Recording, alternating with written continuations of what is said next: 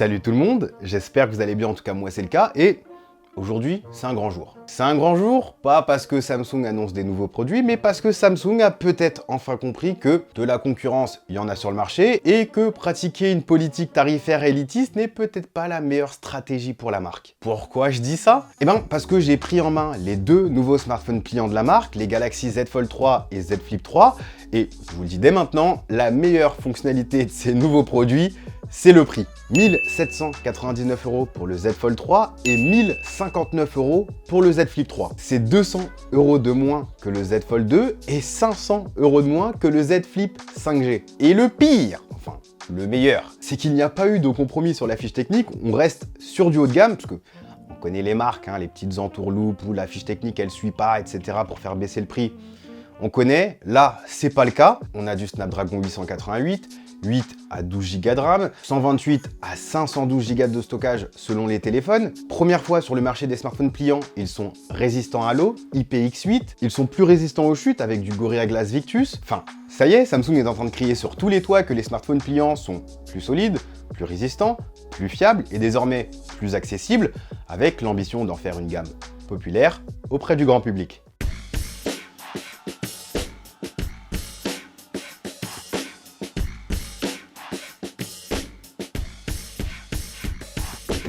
Qu'on soit clair, cette année on est sur l'itération, donc il n'y a pas de gros changements côté design. Enfin, si quand même, il y a des nouveaux coloris qui sont vraiment sympas. Pour le Fold, il y en a 3 que je valide à 100%, ils sont vraiment trop jolis. On a du vert, franchement c'est très beau en vrai, vraiment. On a du gris style arc-en-ciel en mat, un peu comme le S21 Ultra, mais évidemment j'ai une préférence pour le noir mat qui est juste splendide, on l'attendait tous, on l'a, on est super content. Du côté du Z Flip, c'est encore plus coloré, il y a beaucoup de couleurs. On a le noir mat, je valide avec validation. On a le vert toujours, qui est toujours aussi joli. Et puis j'ai vu deux autres coloris qui sont vraiment très beaux. Il y a une couleur crème, splendide aussi. Et puis il y a une couleur lavande. Voilà, je vais pas trop me prononcer. Joker, chacun appréciera selon ses goûts, sachant qu'il y a des couleurs exclusives également sur le site Samsung.com. Sinon, comme je vous ai dit, on est sur une itération, donc il n'y a pas trop de changement au niveau de la charnière ou alors au niveau de la pliure. Ça se voit toujours si on y fait attention. Un peu comme moi, ils ont été à la salle de sport, donc ils sont un petit peu plus légers. Mais voilà, on garde les mêmes formats. Le Fold, il s'ouvre toujours comme un livre pour offrir une grande surface d'affichage de 7,6 pouces. Tandis que le Galaxy Z Flip, c'est un téléphone à clapet, donc il est tout petit, tout compact une fois fermé. Mais par contre, quand on l'ouvre, on a une grande surface d'affichage de 6,7 pouces. Rassurez-vous, des nouveautés, il y en a quand même.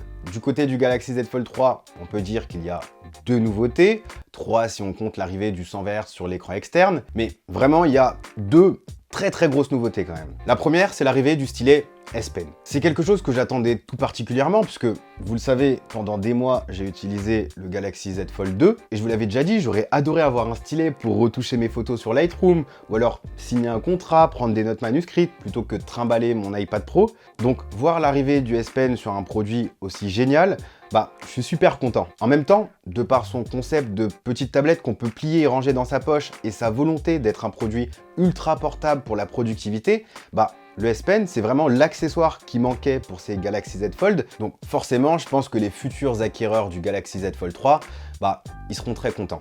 D'ailleurs, Samsung a développé un stylet spécial qui n'abîme pas l'écran, le S Pen Fold Edition à 49 €. Mais vous pourrez toujours utiliser le S Pen Pro, plus gros et plus lourd, vendu à 99 €. La seule différence, c'est que le S Pen Fold Edition n'a pas les fonctionnalités à distance Bluetooth, donc il n'y a pas de batterie dedans et vous n'aurez pas à le recharger. Mais vous pourrez acheter une espèce de coque de daron qui est catastrophique. Je vous laisse avec les images, voyez par vous-même.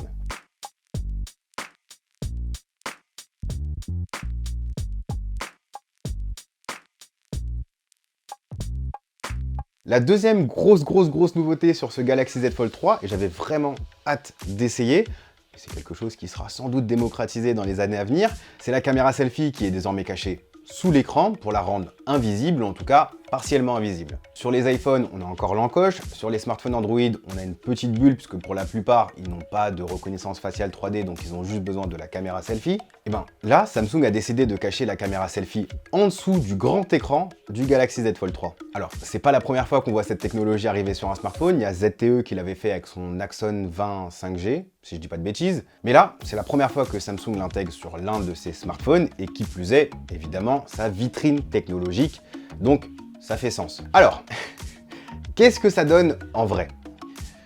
Eh bien, en toute transparence, sans mauvais jeu de mots, après avoir passé 2-3 heures avec le smartphone, c'est pas invisible. C'est même plus visible que sur le ZTE Axon 20 5G que j'avais pu voir en vrai. Mais bon, comme on dit, une image vaut 1000 mots. En gros, la caméra selfie se verra beaucoup sur fond blanc. On aura un espèce de quadrillage disgracieux dû au fait qu'il y a moins de pixels sur cette zone pour laisser passer la lumière dans le capteur. Et franchement, c'est pas foufou. Sur fond noir, par exemple sur le fond d'écran par défaut qui est sur le Galaxy Z Fold 3, on voit quasiment aucune différence par rapport à la version précédente. On voit très clairement la caméra selfie. Vous voyez par vous-même, je vous affiche des images à l'écran. Et au final, au même titre que la bulle dans l'écran lors d'une utilisation classique, c'est-à-dire aller sur les réseaux sociaux, écrire des mails, regarder des vidéos, et si vous vous concentrez pas dessus, elle se fera oublier. Mais soyons honnêtes, j'avoue éprouver une petite déception à ce niveau-là, parce que ZTE, c'était pas mal, et je me suis dit que Samsung allait faire mieux.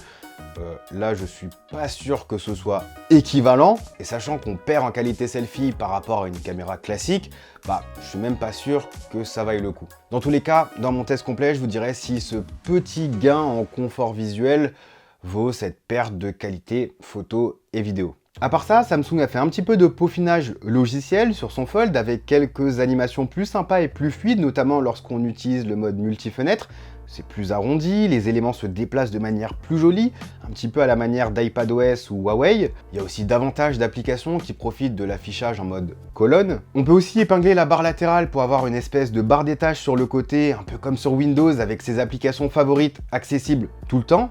Pratique pour jongler entre les applications quand on utilise le mode multi-fenêtre. Enfin, on dirait bien que Samsung est en train de préparer l'arrivée de One UI 4 qui, je l'espère, sera vraiment optimisé pour les smartphones pliants. Du côté du Galaxy Z Flip que j'ai adoré, il y a aussi quelques nouveautés. Il n'y en a pas 50 000, mais elles sont vraiment bienvenues. Déjà, l'écran est désormais 120 Hz. Ça, c'est vraiment appréciable en termes de fluidité d'affichage. Les bordures autour de l'écran interne sont également plus fines. En termes de design, c'est beaucoup plus sympa à regarder. Il y a également des haut-parleurs stéréo, donc pour la consommation de contenu, c'est plus agréable. Et puis, l'écran externe, surtout, est 4 fois plus grand que l'ancien qui était tout rikiki, ce qui sera plus pratique, notamment pour lire ses notifications. D'ailleurs, maintenant, il y a des widgets qui permettent d'accéder à des fonctionnalités rapidement, voir l'heure comme d'habitude, mais aussi la météo, gérer plus facilement sa musique, son calendrier, payer avec Samsung Pay ou encore lancer un minuteur sans avoir à ouvrir son téléphone. Et je pense qu'il y aura d'autres widgets, donc tout ça, ça risque de se montrer beaucoup plus pratique au quotidien par rapport, encore une fois, à ce petit écran qui était vraiment minuscule. Je vous rappelle que quand on double-cliquait, on pouvait lancer rapidement l'appareil photo pour se prendre en selfie avec les deux caméras principales et voilà, on se voit pas beaucoup. C'était tout rikiki. Là, c'est beaucoup plus pratique pour se prendre un selfie ou alors pour prendre des photos de loin. D'ailleurs, on peut tout contrôler sans ouvrir son téléphone. On peut jongler entre le mode photo, le mode vidéo, le grand angle et l'ultra grand angle. Petite déception au niveau des caméras sur ces smartphones pliants, il n'y a pas de nouveauté matérielle. On a toujours le duo grand angle et ultra grand angle sur le Z Flip et le trio avec un zoom x2 optique supplémentaire sur le Galaxy Fold. Perso, je vais dire que pour le Z Flip, ça passe, même si j'aurais aimé avoir un zoom x2. Par contre, sur le Fold, je trouve ça dommage qu'il n'y ait pas un plus gros zoom, sachant que Huawei propose du zoom x4 ou x5 optique sur son dernier pliant. Mais bon, je pense que Samsung, comme beaucoup de marques, se garde des petites nouveautés sous le coude pour les années suivantes. C'est dommage, mais on est habitué. Dans tous les cas, ce qui va compter maintenant, c'est l'utilisation en conditions réelles. Donc dès que je reçois les produits à la maison, je me penche sur les tests complets. D'ailleurs, vous m'avez posé pas mal de questions sur Instagram, donc je profiterai pour y répondre. Comme ça, vous serez bien calé sur les téléphones. Si vous avez d'autres questions que vous voulez que j'évoque lors des tests complets, n'hésitez pas à me laisser un petit commentaire. Je les lis tous avec attention. Si vous avez aimé cette vidéo, n'hésitez pas à lâcher un gros pouce bleu et à vous abonner. Quant à moi, je vous dis à la prochaine. Prenez soin de vous. Peace.